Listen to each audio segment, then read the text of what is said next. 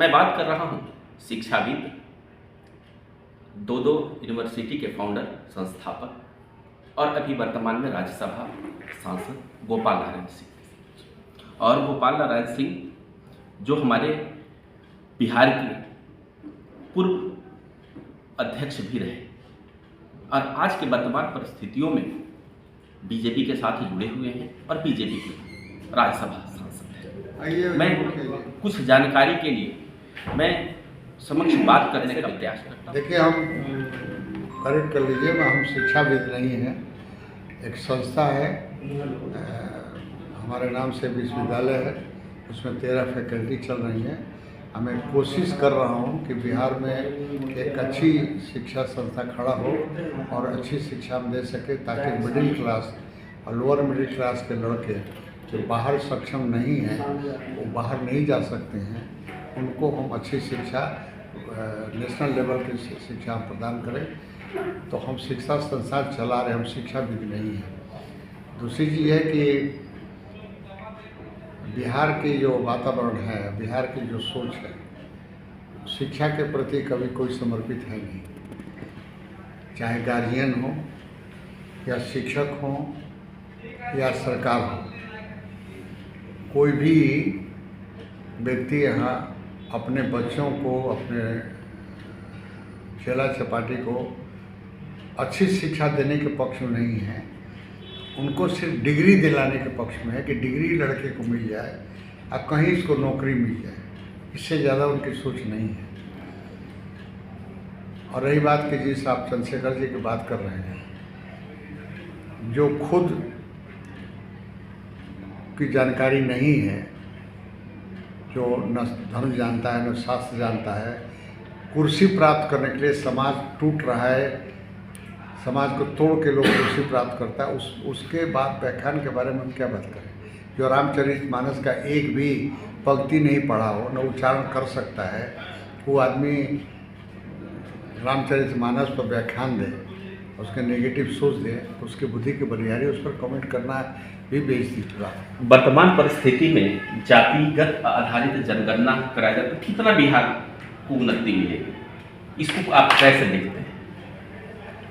अब इसको आज की बात छोड़िए ना, लगभग 50 साल हो गया, 20 और 15, 35 साल से लगातार बैकवर्ड राजनीति बिहार में हो रही है। लालू जी का पदार्पण, कर्पूरी जी उसके पहले थे, तो कर्पूरी जी का एक स्वस्थ परंपरा थी, वो डिमोरलाइज हो गया, किसी जात पात के नाम से तोड़फोड़ करने वाले नहीं थे, वो रियल गरीबों के मददगार करने वाले थे।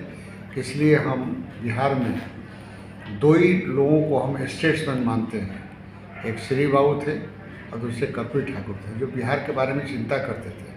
बिहार के लोगों को रोजी रोटी देना, उनको कैसे उनको व्यवसाय करें, इस पर बैठ के विचार करते थे। हम उसमें गवाह हैं, क्योंकि हमसे भी काफ़ी चर्चा होती थी। इमरजेंसी में हमने उनको काफ़ी मदद किया था, तो हमारा बहुत क्लोज रिलेशन कर्पूरी जी के साथ था। 2 के बाद लोग आए, कुर्सी के लिए आए, समझना, और उनको कुर्सी चाहिए। समाज चाहे चोले भाड़ में जाए, टूट जाए, फट जाए, उससे पूरी लेना नहीं है, उनको कुर्सी चाहिए।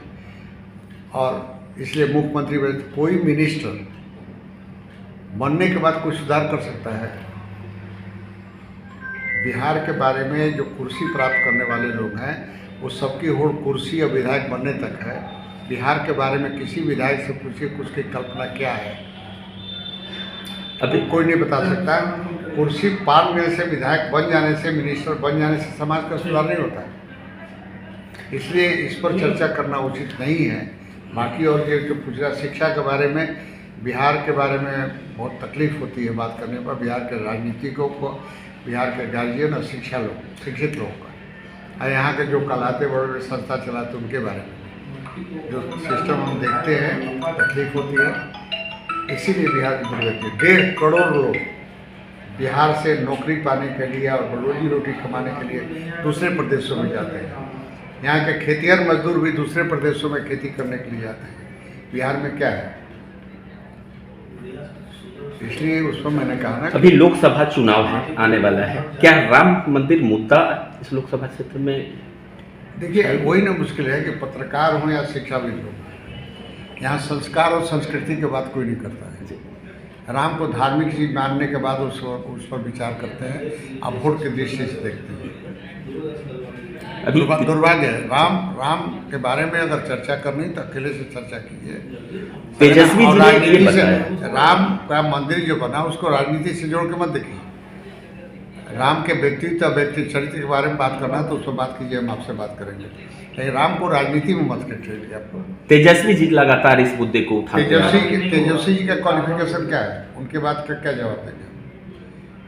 मिनिस्टर बन गए, डिप्टी मिनिस्टर बन गए, लालू जी के लड़के हैं, इसके सिवा उनके पास क्वालिफिकेशन क्या है? उनकी बात का जवाब दें, बताइए हमको, उनके बात का क्या जवाब है? जो व्यक्ति 9th पास है, जिसको बोलने नहीं आता है, और जो आदमी 50 को केस में इन्वॉल्व है, कल क्या होगा?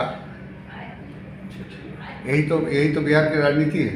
और यही इसका परिणाम ये है कि बाहर में सभी प्रदेशों में बाहरी इन्वेस्टमेंट होता है, बिहार में एक आदमी कोई फैक्ट्री खोलने नहीं आता है। क्यों?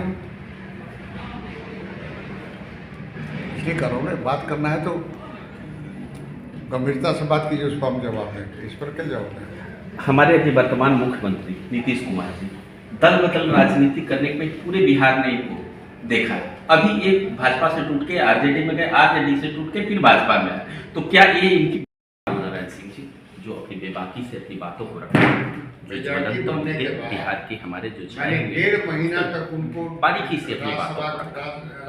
भारत न्यूज के लिए अपने सहयोगी मनोज कुमार के साथ धनंजय वैद्य।